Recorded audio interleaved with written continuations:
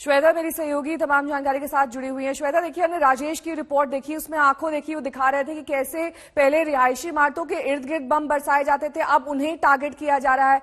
लेकिन जो बातें यूक्रेन की ओर से कही जाती हैं वो एक पक्षीय हैं, द्विपक्षीय नहीं है। रूस अपने बचाव में ये नहीं कह रहा है कि उसके कितने सैनिक मारे गए हैं या फिर जहां पर हमला हुआ, क्योंकि देखिए किसी भी युद्ध में दोनों पक्षों को नुकसान होता है, चाहे वो आर्टिलरी का नुकसान हो, चाहे वो ह्यूमन वॉरफेयर में उनके सैनिकों का नुकसान हो।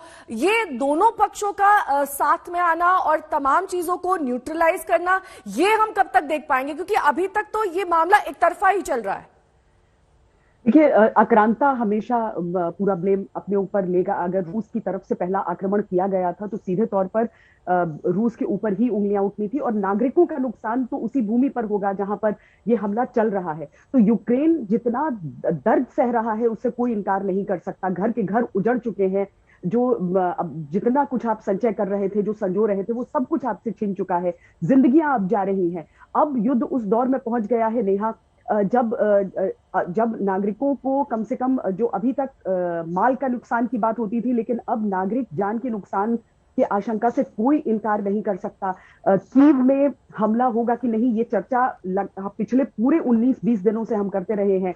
अलग अलग राय आए हैं। कुछ लोगों ने कहा कि अभी होगा ही नहीं, अभी तो बातचीत चल रही है, और एक तरह से देखिए तो एक पॉज के साथ चौथे दौर की बातचीत को फिर शुरू होना है। लेकिन उसके बीच अगर नागरिकों पर इस तरीके से आक्रमण किया जाएगा, विश्व समुदाय की तरफ से हथियार जरूर दिए जा रहे हैं, लेकिन उन नागरिकों की जान जो जा रही है, और रेसिडेंशियल कॉम्प्लेक्सेस पर इस तरीके के हमले, देखिए आंकड़े में थोड़ा सा अलग हो सकता है दोनों की तरफ से, लेकिन नागरिकों को क्षति पहुंची है, पहुंच चुकी है, कई लोगों की जान गई है। वो आंकड़ा बदल सकता है जो यूक्रेन देता है, लेकिन नागरिकों की जान गई है, इससे कोई इनकार नहीं कर सकता। और रूस के ऊपर ये पूरी जो जिम्मेदारी है वो लगती है। लेकिन अब इसका क्या, अब आगे क्या? कीव शहर पर इस तरीके से अगर हमले किए जाएंगे, वहां तो सरकारी इमारतें, रेजिडेंशियल कॉम्प्लेक्सेस आपको आगे पीछे अगर सारे इलाके दिख रहे हैं, तो आप किस तरीके से एक को टारगेट करेंगे और दूसरे को नहीं करेंगे?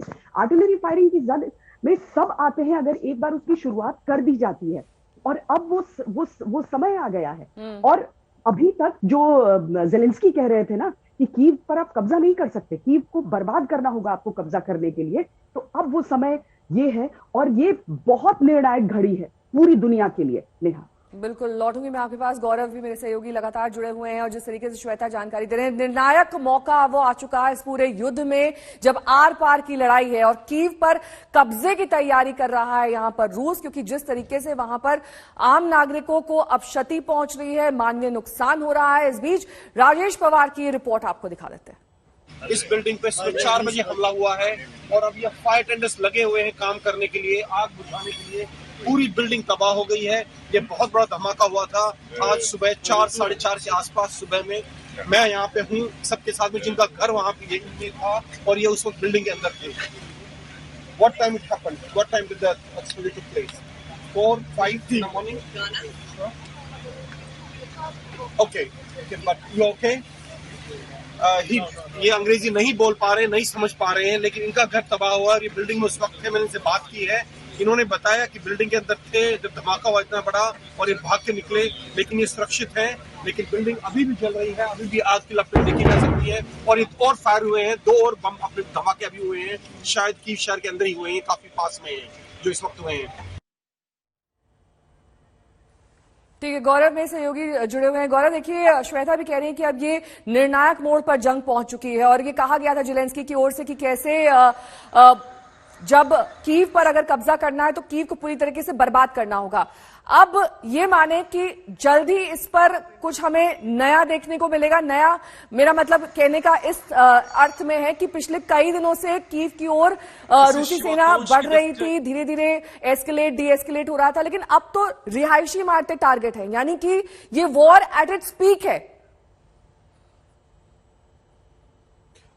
ये जो युद्ध है 20वें दिन एक निर्णायक दौर की तरफ बढ़ रहा है, लेकिन क्या इसमें फिर एक वो पेस इसकी कम होगी? क्योंकि एक तरह से थका रहे हैं। जो रूस की सेना है वो अंदर आने के बाद कीव की सेना को या कि यूक्रेन के लोगों को थोड़ा उनको वो अलर्ट पर आते हैं, युद्ध होता है और फिर स्लैकन कर जाते हैं। तो लेकिन तनाव बहुत जबरदस्त बना रहता है। अंतरराष्ट्रीय समर्थन जिस तरह से यूक्रेन को जिसकी अपेक्षा थी उस तरह से आया नहीं है। तो एक तरह से इसको देखा जाए तो केवल थकाने की टैक्टिक्स हैं जो रूस अपना रहा है। रूस अपने जो उसका जो वॉर वेस्टेज रिजर्व्स और सेकेंड लाइन ऑफ एम्यूनिशन है, थर्ड लाइन ऑफ एम्यूनिशन है, उसको लगातार बिल्डअप कर रहा है बेलारूस के रास्ते। दूसरी तरफ से यानी उत्तर से जो कीव के सबसे पास अटैक पहुंच चुका है, दूसरी तरफ से दक्षिण और पूर्व की तरफ से भी रूस ने कई इलाकों को अपने कब्जे में कर लिया है और वहां पर कुछ जो वहां के मेयर हैं उनको लुहांस्क ले जाया गया है। आतंकवाद के केस उन पर बनाए जा रहे हैं। यह दिखाता है कि रूस एक बहुत बड़ी लड़ाई के, एक बहुत बड़े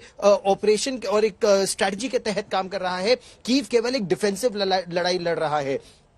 कब तक कीव अपने आप को सुरक्षित रख पाएगा, यह बड़ी चुनौती होगी, इसमें कोई संदेह नहीं। जानमाल का नुकसान काफी होने की आशंका है। जिस तरह से हजारों की संख्या में ट्रेन भर भर के ताजा तस्वीरें इस वक्त कीव से आ रही हैं। ये एक्सक्लूसिव तस्वीरें आप आज तक पे देख रहे हैं जहां पर एक बहुमंजिला इमारत को टारगेट किया गया है रूस की ओर से और इस टारगेट के बाद इस बिल्डिंग में धुएं का गुबार और आग लगती हुई दिखाई दे रही है। जाहिर तौर पर ये एक ऑफिस बिल्डिंग है या रिहायशी इमारत है, ये ठीक तरीके से नहीं कहा जा सकता है। लेकिन इस बीच जैसा कि हमारे संवाददाता जानकारी दे रहे थे कि पूरी तरीके से अब कीव पर कैप्चर करने की तैयारी रूस की हो चुकी है।